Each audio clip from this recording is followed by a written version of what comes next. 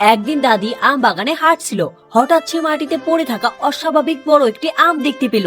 আমটি থেকে সোনালী আলো ঝলমল করছিল। দাদি অবাক হয়ে আমটিকে বাড়িতে নিয়ে আসে। দাদি আমটিকে কাটতে গেলে ভেতর থেকে বের হয়ে আসে ছোট্ট একটি সোনার আম। দাদির পুরো ঘরটি সোনালী আলোয় ভরে যায়। কৌতূহল বশত দাদি সেই সোনার আমটিতে কামড় দেয়। হঠাৎ তার শরীর থেকে জাদুর আলো বের হতে শুরু করে। দাদি ভুল করে একটি চেয়ার স্পর্শ করতে সেটি আমে পরিণত হয়ে যায়। এরপর টেবিল, টিভি, এমনকি রান্নাঘরের সব জিনিসপত্র আম হয়ে যেতে থাকে।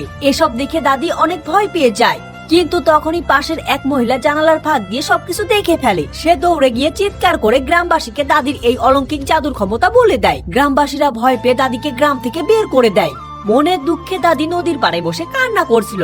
হঠাৎ দাদি নিচে পড়ে থাকা একটা শুকনো পাথরকে স্পর্শ করে, আর মুহূর্তের মধ্যে সেটি একটি সুন্দর আমে পরিণত হয়ে যায়। দাদির মাথায় তখন একটা নতুন বুদ্ধি চলে আসে। দাদি একের পর এক পাথর, শুকনো গাছ আর ফাঁকা জমি স্পর্শ করে বিশাল আম বাগানে পরিণত করে ফেলে।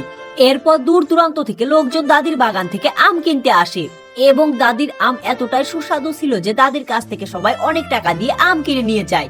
যার কারণে দাদি কিছুদিনের মধ্যেই অনেক ধনী হয়ে যায় এবং দাদিস ম্যাঙ্গো ওয়ার্ল্ড নামে একটি বিশাল ব্যবসা শুরু করে। অনেক ধনী হওয়ার পরেও দাদি গরিব অসহায় মানুষদের মধ্যে আম বিলিয়ে দেয়, ক্ষুধার্ত শিশুদের খাবার দেয়, অসহায় মানুষদের সাহায্য করে। গ্রামের মানুষ তখন নিজেদের ভুল বুঝতে পারে, কিন্তু তারপরও দাদি একা একা আম বাগানের পাশে বসে কান্না করছে, কারণ এত ভালো কাজ করার পরেও দাদিকে কেউ লাইক সাবস্ক্রাইব করেনি।